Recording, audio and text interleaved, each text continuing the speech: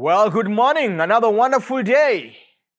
Another wonderful opportunity to be called a child of God and be able to call God my Father. Yes, He is God, the creator of all things, but yet He's also a father to me, a provider, a sustainer, a protector to me, and I can approach Him that way. And so you also can do the very same thing because He loves you just as much as He loves me. And therefore, this morning, I'd like to encourage you from the book of Matthew, chapter 24, and in verses 3 and verses 4. Matthew chapter 24, verses 3 and verses 4. Now, this is an explanation of Jesus giving actually a prediction of the destruction of the temple. Jesus is actually talking of the end of days, and He is explaining to them what's going to happen at the end of the days. And therefore, the disciples begin to ask Him a question concerning the end of the days. So in verses 3, when He had sat down, now as He sat on the Mount of Olives, the disciples came to Him privately, saying, "Tell us when these signs will be, and what will be the sign of your coming and of the end of age?" And Jesus answered and said to them, "Take heed that no one deceives you." I find this very interesting because He had explained to them what the coming of the end of the age is coming and the things that they need to be aware of. And from my reading of these verses, I will expect Him to say that, you know what, if you really want to see the signs and you want to know the times of the signs, these are the things you need to be aware of. But actually, He really doesn't tell them that. He simply tells them this one thing: take heed, no one deceives you. In other words, Jesus is saying at the end of the age, at the end of the times, and the end of the seasons, deception is going to increase. There's going to be a high rate of deception that is taking place.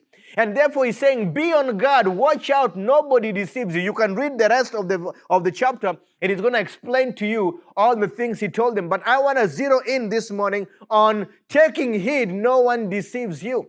To deceive simply means to be misled. And a lot of people are being misled right now in the way that we are living today. People are being misled in areas of finances.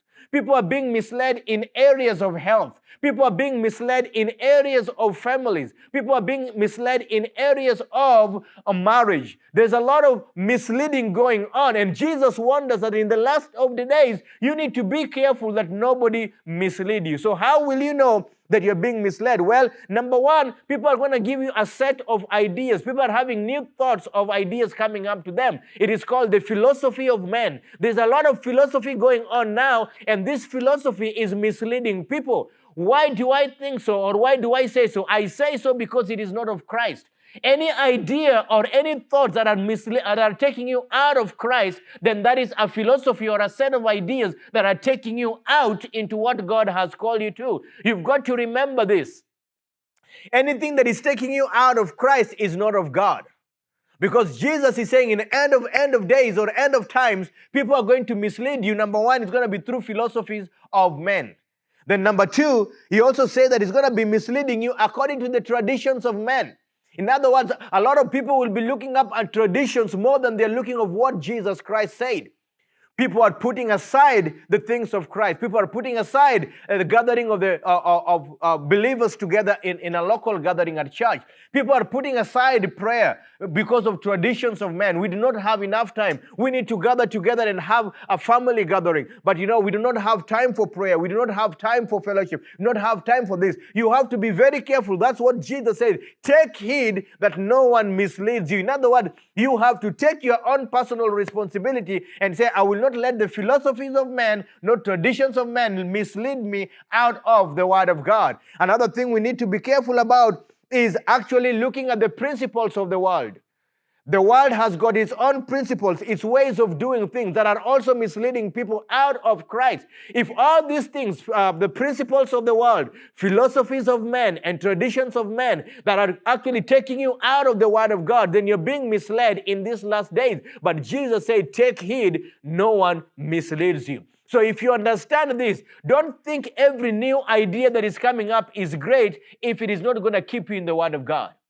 Don't think that the traditions of men are great if it's not going to keep you in the Word of God. And don't think that the principles of the world are great if they're going to get you out of the Word of God. So that is the information that Jesus was passing on to his disciples when they asked him, how will they know, or what should they know in the end of the days? You need to know one thing: take heed, no one misleads you. And therefore, don't allow someone to mislead you with traditions, philosophies, or principles of the world. So you stay blessed and have a wonderful day.